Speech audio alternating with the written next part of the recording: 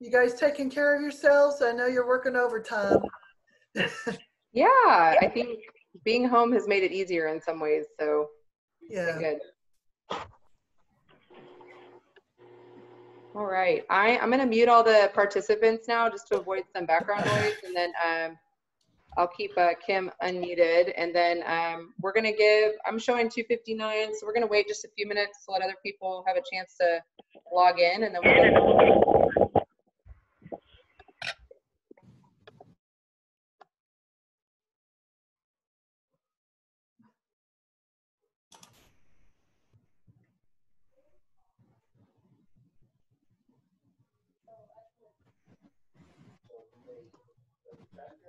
Is my volume up, Shannon? Yes, I can hear you good.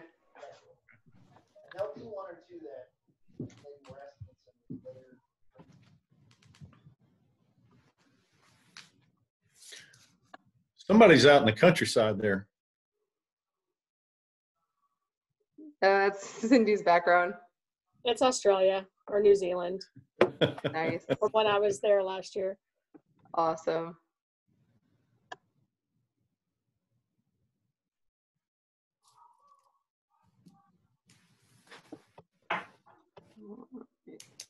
All right.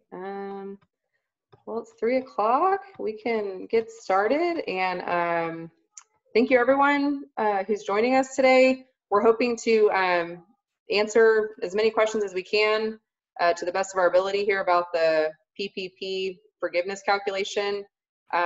It's not super cut and dry yet. We're anticipating more guidance to come out, but we're going to share with you what we know. And so I've invited my good friend Kim to join on this call. He is a partner at Business Financial Group in San Antonio. And Kim, if you want to take a minute to share a little bit about you, that would be awesome. So I have two partners, Lynn Wyrick and David Bird, and I've got about 28 or 30 folks in our office. We're not a huge firm, but we're an HR consulting firm, and payroll is one of our core service areas. And so when this situation came about, we had to jump in pretty quick to help people with their loans. And there's just kind of been a running phase of emergencies as we've gone through this to try to get up to speed. And now everybody's in the position of trying to understand how we spend our money and how we're going to report it. And so we pulled probably 5 or 6 people from different service areas and brought them into kind of an HR triage team. And so we all became designated HR experts overnight. I say that tongue in cheek. Everybody's learning how to interpret this law. But anyway, it's been our front and center issue for the last probably 6 weeks since it was brewing. The primary focus of our firm is to help clients manage their employee responsibilities. So HR and payroll are 2 core elements of that. We handle benefits and retirement plan as well. So it's a little bit about us. Thanks. Sorry. So just to start with a high-level overview, I know some people probably know some of the basics, but Kim, can you talk about what the funds can be used for and just start getting into the specifics about, once the loan's funded, what can it cover and what percentage needs to be payroll, and just kind of a high-level overview of fund use? Okay. So the primary purpose of it was to fund, we believe it was to encourage employers to return to full staffing during this 8-week period. So while you can expend some resources on non-payroll items, the primary focus of it was just that, to pay compensation for employees and bring them back. A lot of people have had to lay people off, and so we've actually been encouraging people to bring those folks back, even if they're working from home or even if they're not able to work at home, and pay them during this period And the only way you're going to be able to get the loan forgiven is to pay the money out. And you have to pay 75% or more of the loan funds to compensation in order to have forgiveness. No more than 25% can be used on non-payroll compensation items. So that's kind of the crux of it. And then there's some extra incentives, if you will, to do that by virtue of the two deduction formulas that they have, where if you don't have your employee count up to your look back periods, or if you don't have your compensation come back to where you were during the look back period. And we talk more detail about the look back periods, but there's deductions for either or both of those, and they are combined. It's not one or the other.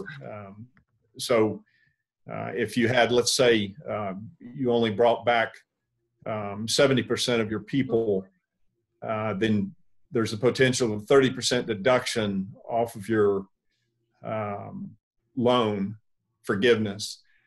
And if you only brought back 70, if you're only at a 70% staffing rate, then that's probably an indication that you may have only 70 to 80% of your total compensation paid out. So on top of not, that the difference between that and 100% of your loan is not going to be forgiven, obviously, because you didn't pay it out. And then on top of that, you would have another 20% deduction because of the employee count. And then if your compensation is less than 75% of your look back period, then the difference between what it is and what was 75% is going to be another deduction. So those are things that are going to be important to pay attention to. And I think, Shannon, I know you've put together a report to help track that. Mm-hmm. We have a report that's coming straight out of our payroll system that I think could blend very well with the report that you've got. But the main thing is to have some type of measurement tool so that you know how you are measuring against these look-back periods. Mm-hmm. I want to revisit the 25% use we have rent. A new topic that we discussed this morning was potentially even equipment lease payments.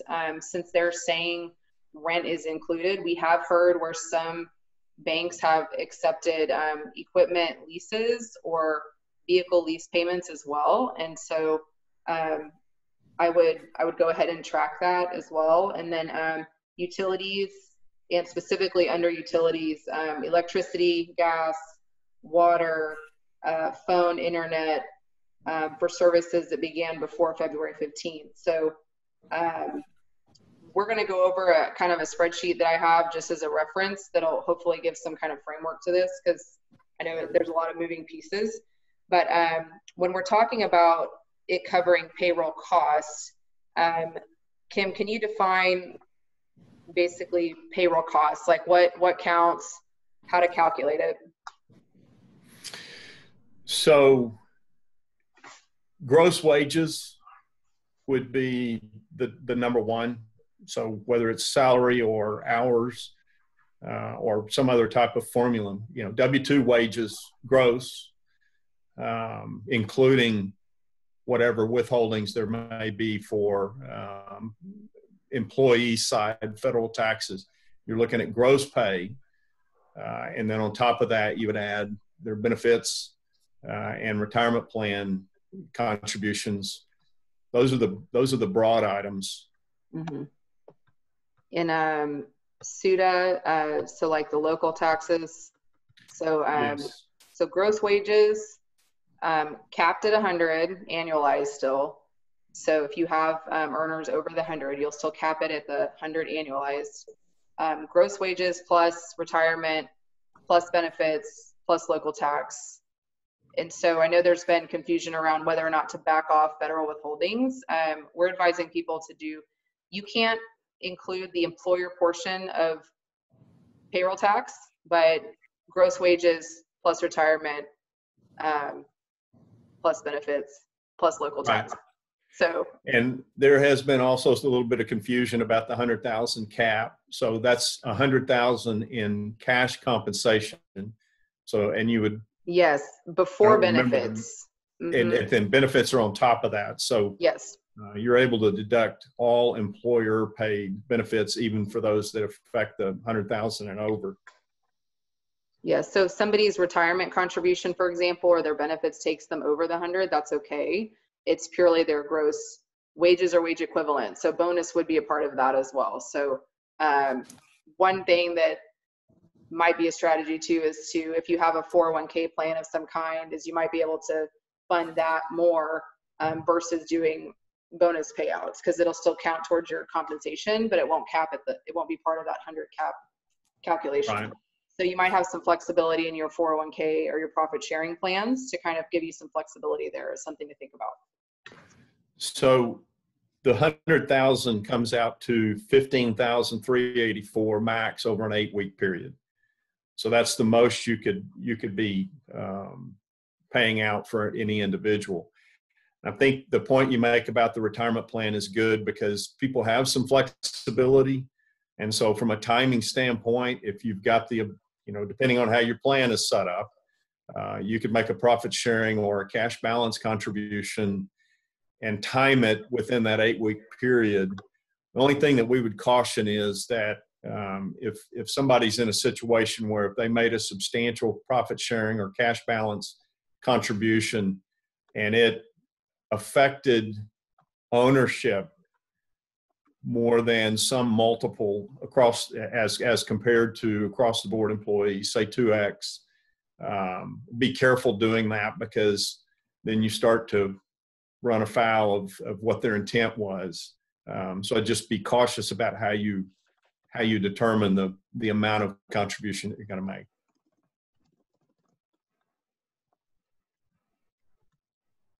Sorry, I jumped off. I sent an invitation, Nicole, so thank you. I sent that over to him. So now that we talked about that, I want to spend some time on the rehiring piece, because I think it's causing a lot of confusion. Everything that I'm reading kind of gives you this 8-week calculation period, 8 weeks after it's funded. And then there's like this, but if you rehire before June 30, then you aren't penalized. And what Kim and I were discussing this morning is, it's like they've said that, but there's actually no clarity around, well, what does that mean? Does that mean that their start date could be June 30, and then if the FTE counts the same, you're fine? There has been no guidance or clarification around that, and I don't know if Kim has additional feedback, but that's the piece of the law, in my opinion, that's just the most fluid, and I don't think it's clear at all. It's not clear, and when you look at just the whole definition of FTE, the closest thing you'll find from the DOL or Internal Revenue Code standpoint is the measurement that came into play with ACA and the measurement of that. And that's over a period of time where you're measuring hours. You're going to take, all of your full-time people at 30 hours and above, and they count as one each. And then part-time people, you total up all of their hours and you divide it by 130 to come up with the additional full-time equivalents. So if you're looking at this backstop that you're talking about, where if you get through the 8-week period and you're still not back up to full employment level or pay level, you have until June 30th to make that up. So if somebody goes to June 30th and says, okay, I'm going to bring everybody back on that day, and I'm going to compare it to February 15th, which is the day that they say compare to. We don't know how you come up with a calculation for that. Is it literally just body count? Because for part-time people, we wouldn't be able to measure that. And so that's one thing. The second part of it is, and this is really important to remember, is that only affects the deduction. That's all that's related to is how much of a deduction you may get. But if you are at 50% staffing, let's say, as compared to your lookbacks, and you only pay out 50% during that 8-week period, it doesn't matter what your deductions are, the most you're going to get forgiven is that 50%. And so the other 50% is going to roll into a 2-year, 1% loan, which may be fine. I mean, there's some business owners that are saying, look, I don't know what my situation is going to be like when this 8-week period is over. And I don't think that we're going to magically be back up to full strength.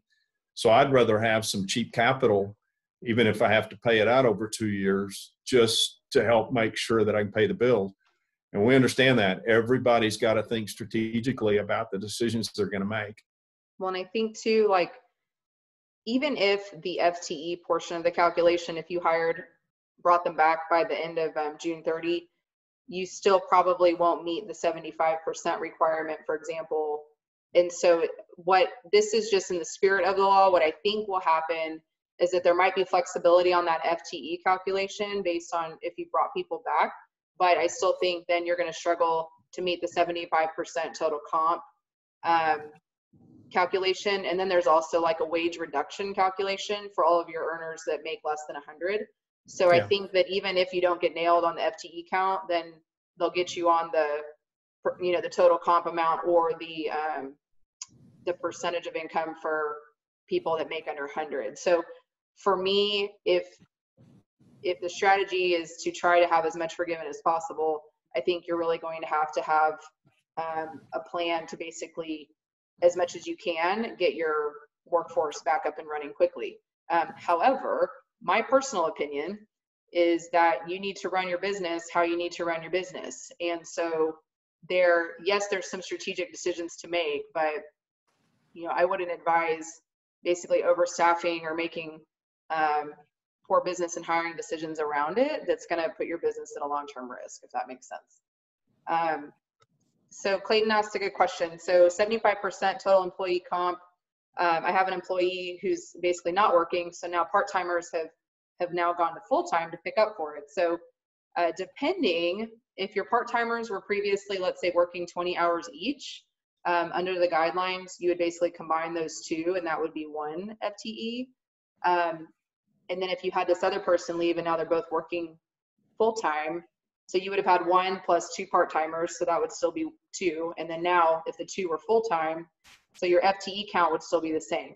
But the 75% total employee comp is actually looking at dollar for dollar that 75% of your total loan is going towards payroll.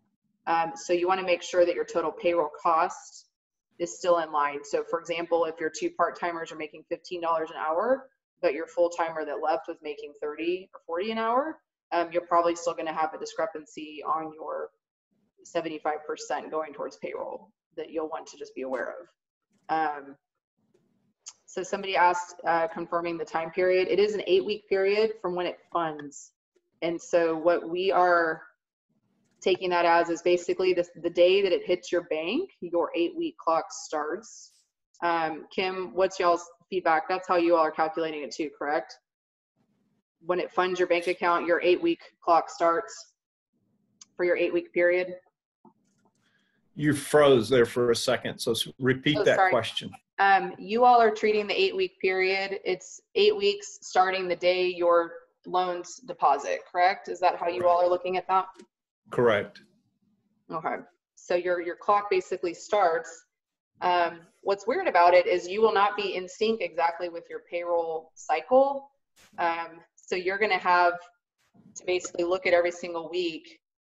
And then that's where I think a lot of people are going to get sort of tripped up because it's not going to match with your payroll cycles exactly. Kim, do you have feedback, or how are you all recommending for people to track that? Well, we're tracking it by payroll run, and the reports that we're going to produce will be based on that. And we're running the FTE counts per payroll run. I think when you get at least 4 weeks down the road, then you could look at taking your total numbers and making them weekly averages if you want to. I don't know that it's necessary, but you could. But to your point, you've got people making weekly, bi-monthly, bi-weekly, semi-monthly, monthly, and none of those line up with a weekly measurement period. So I think the key is you're going to have to be measuring now, and you're probably going to be 4 weeks into your process before you're going to have a really good feel for what your trend line is. At least that's what we're envisioning. And at that point, then we could probably do some forecasting to see what the end game is going to look like. Mhm. And that's how we're building out the report that we're putting together now. We hope to roll it out early next week to our payroll clients. One question was, do you have to pay the same employees that you paid last year, or can you pay new employees and new employee contract labor with PPP money? You can hire different people. So if you have people that have left, you can rehire different people. It doesn't have to be the same person, but they're looking at the actual role and then the compensation for that role. So if you have somebody for $30,000 a year roughly that leaves, you would want to try to replace in an equivalent role. The other piece to think about is it does not apply to contract labor. So one thing we've been talking with our clients about is if there's contractors that they have that it makes sense that really they should be treated as an employee, now is probably a good time to evaluate that relationship and see if some of the contractors should in fact be employees. Kim, do you have anything to add to that or additional thoughts around contract labor specifically? So 1099 folks, by our interpretation, are not includable as eligible expenses. So to your point, if you want to convert them into W-2 employees, at least during this 8-week period, it'd be to your advantage to do that. The exception to the W-2 has to do with partners and LLC members. And this required some clarification because originally the banks were not acknowledging, a lot of the banks were not acknowledging that partners and LLC members were eligible to qualify for the loan calculation. And so a lot of companies didn't get those built into their loan. But now we've had guidance, and the SBA is saying no, the partners and members should not be going out there on their own and having to file SBA loans. It should be through the organization, and they are up to 100,000 cap. Those expenses are eligible. So for people who didn't have their ownership comp included in their loan forgiveness, unfortunately, they don't have that loan to use. But the good side of it is that they probably shouldn't have any problem expending the full 100% of their loan on eligible expenses.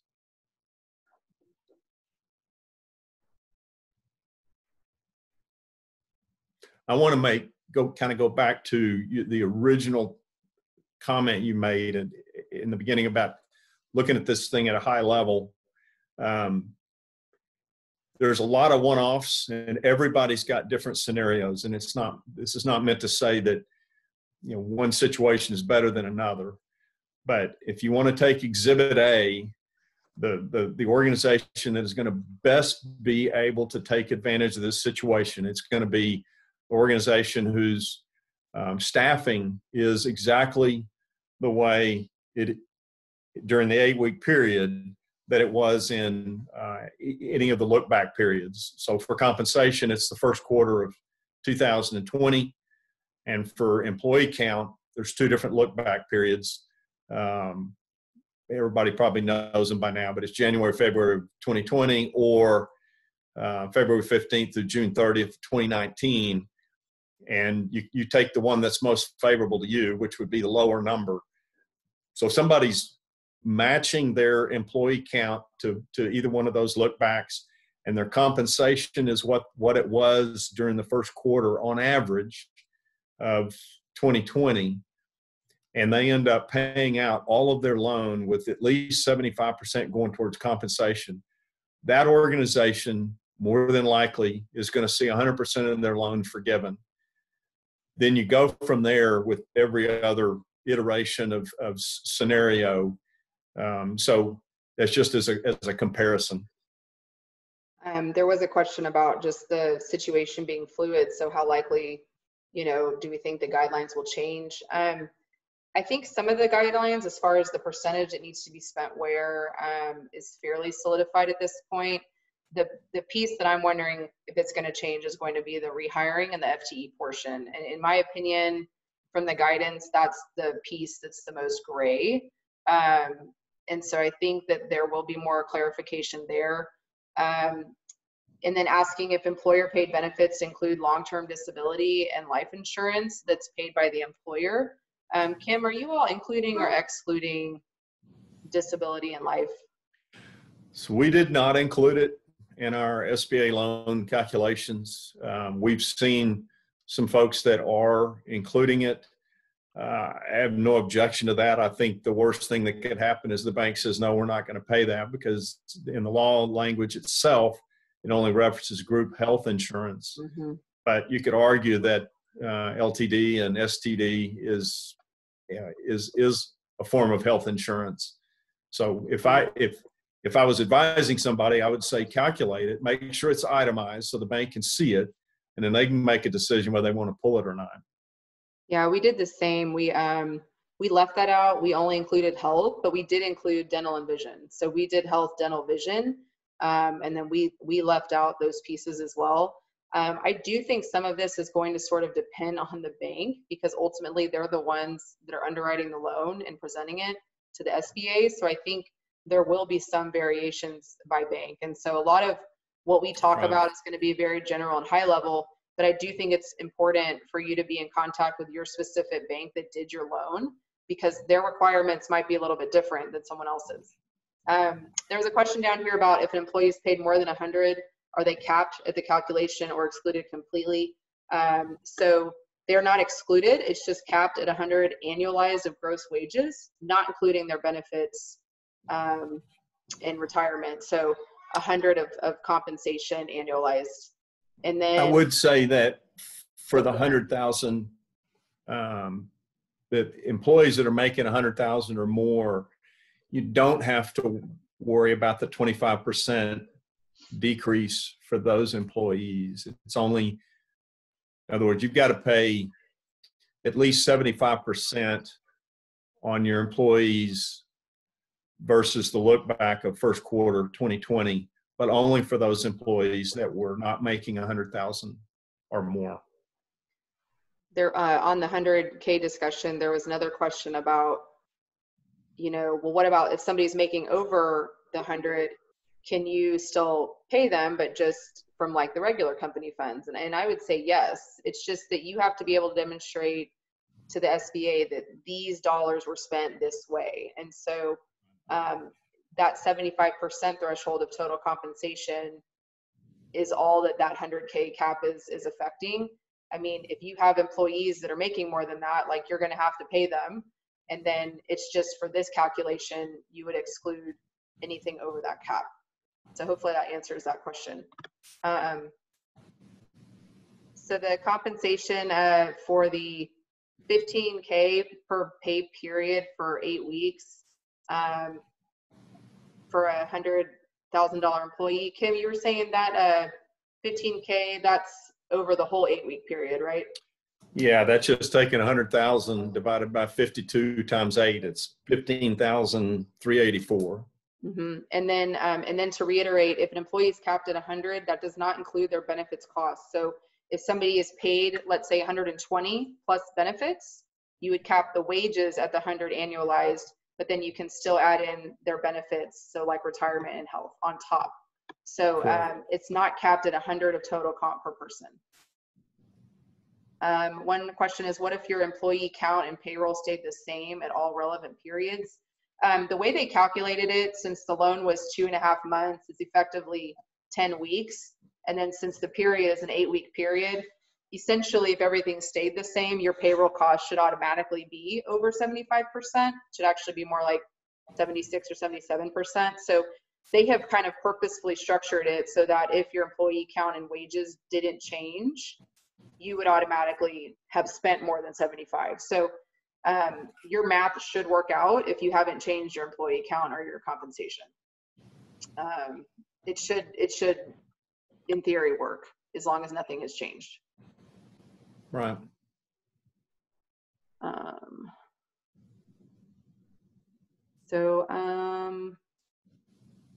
Yeah, there was a question about too, just like providing roles. And so thank you. I need to clarify that. So it's just for the FT and the comp. If you, let's say you have a couple people leave that are at 50 each, you wouldn't be able to rehire necessarily at like 30. You would meet the FTE requirement, but it would affect your total comp requirement. But I do think some people will be shuffling and maybe hiring less expensive or more expensive people in different roles, just as long as that total compensation meets that 75% requirement, you should be fine.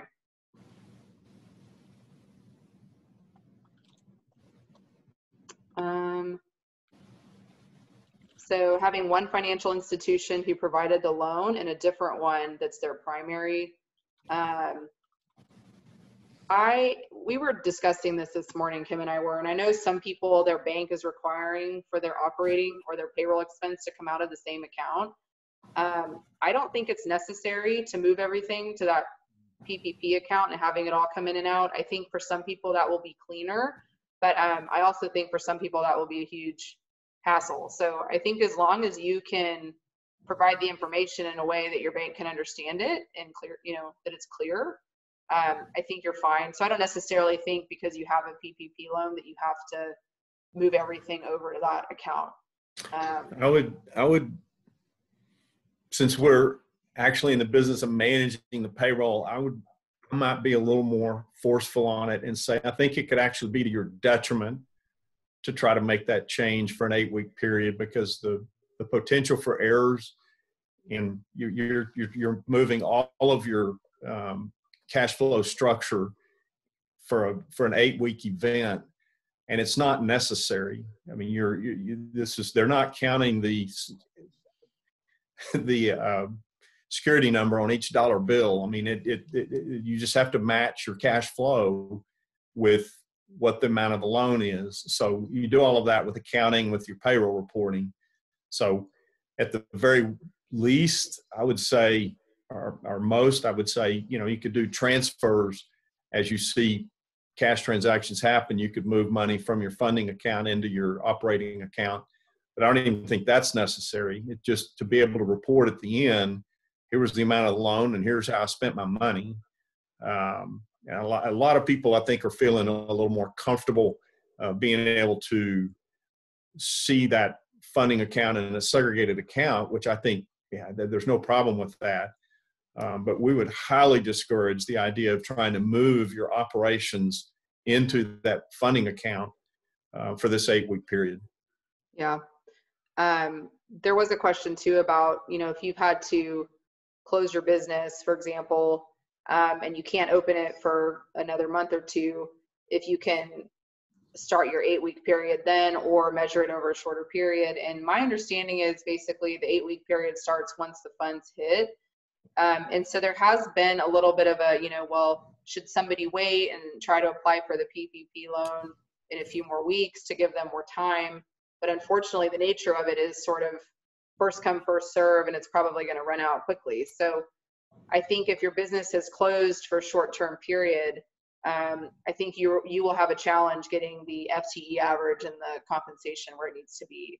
So I just think there's a high likelihood you will have a piece that's not forgivable, unfortunately.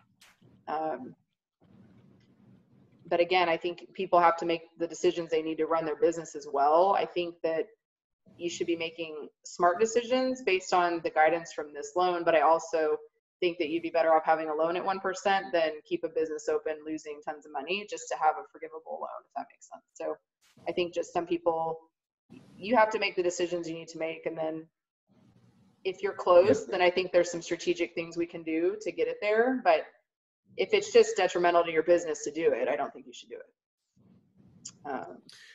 So you thinking about strategy, and I've made this statement already, but there's a couple of people that have come on since then. I think projecting to the end of week 4, by the time you get to there, which, I mean, gives you a little bit of breathing room to know, you know, the earliest loan that we've seen, I think, was funded on either the 9th or the 11th, something like that.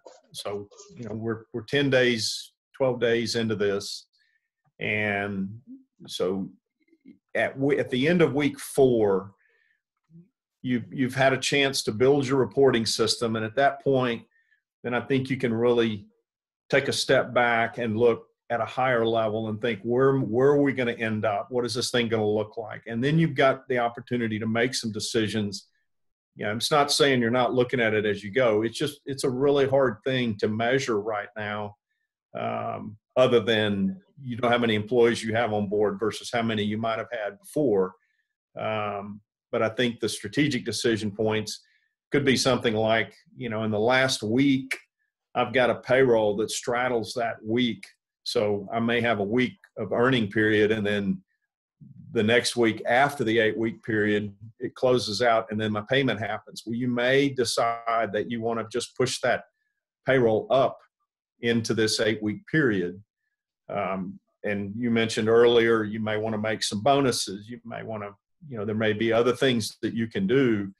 You could pull, you know, an invoice from the next month and pull that into this month or into this 8-week period. Yeah, I The think key there's is going to just be know where you opportunity. stand and project where you're going to finish. Mm-hmm. I was just going to say, I think there's opportunities too. Like if you hire, maybe somebody is making less money for a different position, or you restructure your business so the roles are a little bit different, and then you want to maybe pay bonuses to some of your other employees to get your total comp up there, just to reward all the people that have, you know, been busting it since the business was running leaner and things like that. So I think that there's ways to add FTE and then add additional compensation in other places. So I think there are going to be some strategic moves to make. And especially if you're close, like if it's right on the bubble, I think, you know, within that last 2 or 3 weeks of that 8-week period is time to really kind of calculate it, see where you're at, and then start making a few of those moves. I think some of the levers to pull are going to be shifting maybe payroll periods up. I haven't seen any reason why you can't pay people early if you want, or change the timing of bonuses. A lot of people do year-end bonuses. You might want to look at bonusing some people earlier in the year. True. It might be a good time to bring on an intern. I don't know. Like, I think that there's things to think about, that there will be some like levers you can pull that last 2 or 3 weeks. And so I think that, like Kim said, once you're 4 weeks in or so, you're going to be able to see kind of where you are. I am going to share this kind of crude spreadsheet I have, but just as a point of reference. And then so some people can write some dates down. I know I've seen people asking about the dates, but this is just what we've started to pull together just to get kind of a clue what to calculate. Like Kim said, his group in their payroll system for their clients has been able to automate a lot of this reporting, but I know not everybody has that. So I would talk to your payroll provider to see what pieces of this they can automate or pull for you. And then some of us might be working with more of a manual calculation like this. So I'm going to walk everybody just through it from a high level, and then this might change. It's probably not perfect, but you'll get the gist. And I already see a typo now, but so here's your loan amount and your fund date. So then your week 1, it's just going to be based on week ending based on whatever that funding date is. And then what this is supposed to say is week gross pay. I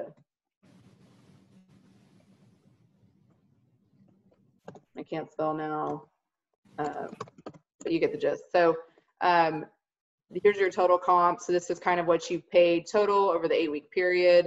Is it 75% of your total loan amount or not? So that's one thing they're going to look at.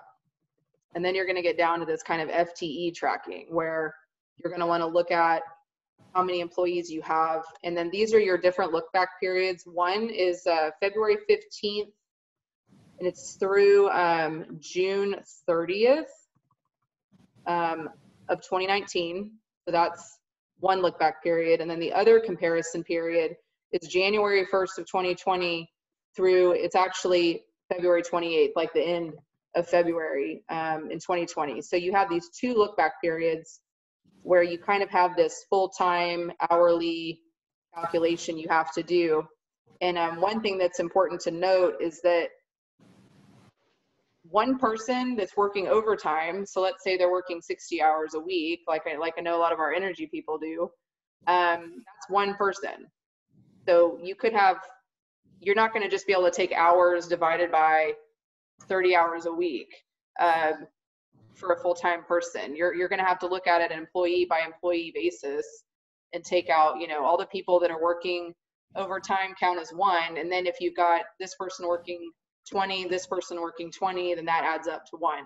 The ACA guidelines, they quantify an FTE as someone working at least 30. This has not actually been defined in the guidance. And so this is kind of what we're rolling with for now.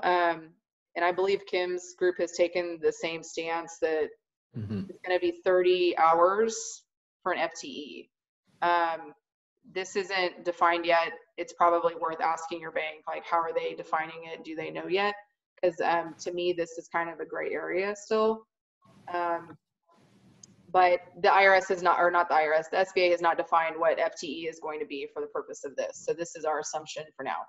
So full-time headcount, this is assuming no one's working overtime. So the caveat, like I said, if there's overtime in here, this is going to be a lot more complicated. So you have an FTE count average that you calculate, and then this, you would take the lowest of either this comparison period in 19 or this comparison period in 20, and that's like the lowest of the two. I had seen some, it was more commentary that if it was within 10%, if it was within 10%, you'd be okay. And then Kim and I were discussing that in the IRS guidance or in the SBA guidance, it doesn't really say this. And so I'm going to try to go back and see where I had found that. But just as you'll have your FTE for the 8-week period, the lesser of the base periods, and then you're going to want to see if you're over or if you're under. And then there's a salary wage reduction, which is all of your employees that were employed at any point in the year who were not paid over 100. And then you have to look at their average pay for the first quarter of 2020. And basically, if you've reduced their pay by more than 25%, you're going to have an impact there too. So if the pay for the 8-week period went down by more than 25%. And so that's going to be a whole separate calculation. So you'll see there's kind of three pieces. There's the total pay piece, which is sort of, you know, total pay, 75% of the full loan amount. The next is like this big FTE comparison calculation. And then lastly, you have this wage reduction, 25% wage reduction calculation. So it's like a three-part test. So you might be able to meet one, but you might get hit on the others. And so you have to be aware of all three. And then we have a tab here just for qualified expenses to sort of track by week. It's like plug in what you've spent in every area so that you have that total. So you can literally hand your banker, like, here's all the expenses, here's our total payroll cost and everything, and then you'll have the payroll support to back it up. And I think it'll be a good starting point for what they need to see. Shannon, while you're on that section down below with the rent and utilities and such, this is probably common sense, but a lot of businesses may own their building, but in a separate entity. And if that's the case, then they probably have a bona fide lease where they pay themselves. So in that case, that would count as rent, and that's a reasonable expense. If you own the business inside of your operating entity, then you would look at the interest on the payment that you're making, assuming you're making a payment. And if there's a market rate, but if there's a chance, if it makes sense to charge yourself more rent, if you own your building in another entity, now is probably a good, you want to still be market, you don't want to get crazy with it, but you might want to reevaluate your rent rate. The key there is that the lease agreement has to have been in place by February 15th. So hopefully you gave Okay. yourself a rent increase option. So I wonder if you can prepay yourself rent in your 8-week period or not. I don't know. you could, I think you could get away with paying, One, like if you were within a 30-day period of the next payment, but to pay like to the end of the year, I don't know that Yeah. benefits you anyway, because you're limited at 25%, but I That's think you true. could get away with a 30-day or less payment coming up. mhm. One thing you noted before, and I would just highlight here, is that a lot of this is going to come down to the relationship between you and your loan officer, because your loan officer and their bank, they have total control over the decision-making process. When they tell SBA the amount of the percentage that's to be forgiven, that's what SBA is going to do. And so how your bank interprets this is going to be more important than anything we could tell you.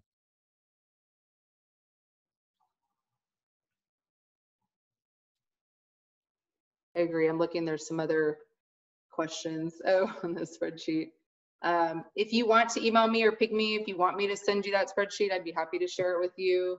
Like I said, it's probably not perfect. It's just how we're trying to get some arms around just how to look at it so we can get an idea where people are at. So if you want a copy of it, just ping me or make a comment. I'd be happy to send it. For those of you that your spreadsheet is really, really good, and I think is going to be a great tool for folks. For those of you that are payroll clients of BFG, we're going to be producing a report that should start coming out early next week, and it's going to calculate automatically the things that Shannon's talking about. You could convert it to a weekly printout, but we're tracking it by payroll period because we have no other way to do it. But we're making all of our calculations based on the different payroll periods. So that's why I'm saying after 4 weeks, you're going to have you'll have a full 30-day run, and you'll have a good chance to be able to see what your weekly average is going to look like. Yeah, this is the template of what it looks like. This is an actual run that we did. And so if you look at the check date line, so that shows what happened on 4/15, they had a payroll run, and the total payroll cost was $101,000. And then they run the ACA calculation for FTE, and their actual FTE for that run was 60.4. Then you go to the look back, and the look back period for the first quarter, same type of payroll run average was 113,000, and the FTE count was 31.71. So you can see to the right of that, the FTE count, you're 1.9, you're nearly twice what you needed to have. And their wage was 0.89, so they're good there. Then we run it a second way on the next line, where we're taking the average payroll cost per FTE. And in that one, it makes it look like you're only hitting at 46.97. Well, the reason is they're 2 times the FTEs right now. So the average, there's something skewed on that, and it'll clean up by the time we get to the end of the 4-week period, and you'll see that fall into line if their FTE count is up. Then on the next line, it shows where you've got your total loan amount. The target is 75% of that to be paid for compensation. And then it shows the payroll cost total. So as those lines above will show each payroll run. And then here it's going to show a total. And then it'll show you what you've got left in your loan and the percentage of loan used. And then we're going to add to the right of that potential deduction percentages we've already got the calculations of the lookbacks up there, but we're going to add the percentages onto this report. So this will be something that we will review with each of our clients in relation to their situation. And as we get a week or two down the road, we'll be able to have, and we have been having, strategy discussions with them so we can understand what are the goals of each one of them, because they're different for everybody. What do you want to accomplish with this? And then how can we help formulate the strategy so you can do that? Mm-hmm. Absolutely. I think that was helpful to see. Thank you. And by the way, I just make a personal plug. My partner, David Bird, somewhere between a rocket scientist and a NASA engineer, I don't know. He knows programming. He's been working personally with our software partner, and they're preparing this report, and then they're going to roll it out to all of their bureaus across the country. So the report that you're seeing here, David and Amanda Larson in our office and I have been working with them to put this together. So it's going to benefit a lot of people. And now that they've opened up this second tranche, $300 billion, there's going to be a whole new group of people that are going to be needing this same process, and it's going to span a longer period of time. Reading some of the questions just to see if there's any we can. That's a great question, is if you've offered people their job back and they're refusing to come back, or they don't want to come back, Kim, have you all seen or advised on the HR side, just can you meet your FTE requirement if you've offered employment but people are kind of refusing to work or not able to work? Because I know we've had some people that have been wanting to stay home and not wanting to work. Like, what do you recommend for people there? So there's two sides to that question. One is the HR side. And if you've got somebody that is choosing to stay home and you've got a job for them and your business is open, then as long as you are doing what is reasonable to create a safe workplace, then you can send them a return to work notice. And if they choose not to honor that within a certain period of time, then you can terminate them and replace them. On the FTE side, unfortunately, it doesn't matter what the reason is, whether the employee quit, whether they were terminated for cause or for economic reasons or whatever. It's purely a function of what's the count now and how does that compare to what your look back periods were.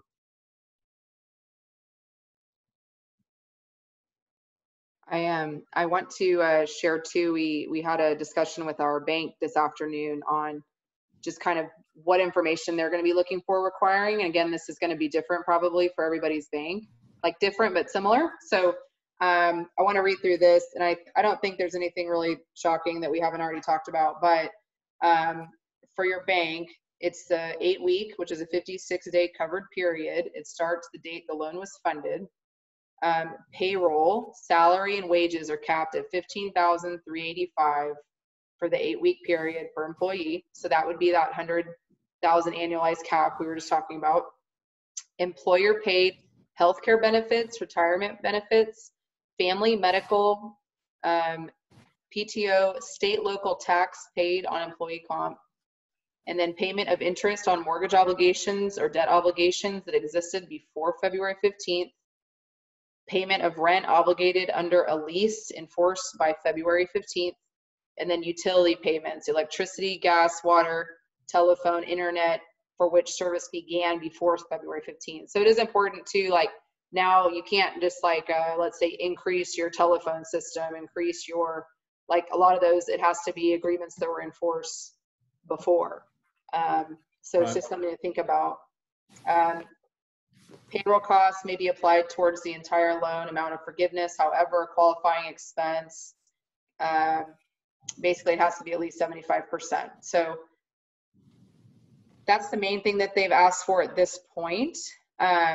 There's not specifics around the FTE piece because I honestly think everybody's still waiting for the SBA to clarify that. So if I was you, I would start tracking that weekly data just so you have a handle on it, because it's going to be something similar to that. But my guess is they're going to finalize the guidance here in the next 2 to 3 weeks, and then maybe we can have another one of these maybe kind of 4 weeks into this craziness, and then we can have more guidance and more feedback at that point. Shannon, there is one other item that we saw it was an SBA FAQ that came out, I think on the 14th, either the 3rd or the 14th. And it talked about a narrative that describes all of the assumptions that went into your planning and your reporting. So in addition to the report that you've got and that we've got, and then all of the backup behind that, the payroll data, your cash flow summaries, et cetera, that come out of your GL, I think having a narrative then actually makes sense, because you can put into layman's terms what it is that you believe happened. And as long as it's transparent and it's backed up by your data, then we believe that's actually going to be a benefit to the bank. And if you've got a good relationship with your loan officer, then it's possible that they may, do some check and balance on that, but take your narrative summary, and that may be the key. It's something we're working on right now to formulate so that it'll be a part of the reporting package. There was a question about PTO, and I thought it was a good point. It was, if you allow employees to cash out PTO, would that count as kind of benefits, or would that count as cash compensation? And I don't know that I know the answer to that off the top of my head. It counts as, it's just eligible compensation. So any sick leave that you pay out, whether it's for somebody who's on sick leave, or if it's you're paying out sick leave, or even if you're paying severance on somebody, that counts as compensation. So that falls in the comp, it's eligible. Not the benefits. Yeah. Okay. Well, we're almost out of time. I don't know if anybody has any last minute questions, or if you want to email them to me directly. Kim's also provided a really great, like a high level facts sheet. And so if you're in my distribution list, I'll send it out. But if you were not in it and you want me to add you to it, you can type in your email in the comments. And my email address, if you don't have it, is shannon.badger@badgercpa.com. And we'll send out Kim's fact sheet, which I think details out a lot of what we talked about. And then I'll also send out that Excel spreadsheet as well. Shannon, thank you for hosting this. It's thank a good you for idea. joining. I appreciate it. I think it's only going to get more interesting as we get the weeks keep rolling by here. Absolutely. It's funny because the bank here, it says there's been some guidance on employee FTE and wage amounts, but the provisions don't have clarity around exactly what we're going to need. So I thought that was funny. So to me, this is kind of our best estimate with the information that we have. And then we will be hosting another one of these. We'll round back. Hopefully once the additional guidance comes out, hopefully in the next 2 weeks. So thank you everyone for your time so late on a Friday. Hopefully everyone can leave for the day and enjoy their weekend. And just appreciate it again, Kim. Thank you. Thank you, Shannon. Bye, everyone. Thank you. Good job. Appreciate it, guys. Thank you so much for everything you've shared, guys. Appreciate it. Thank you.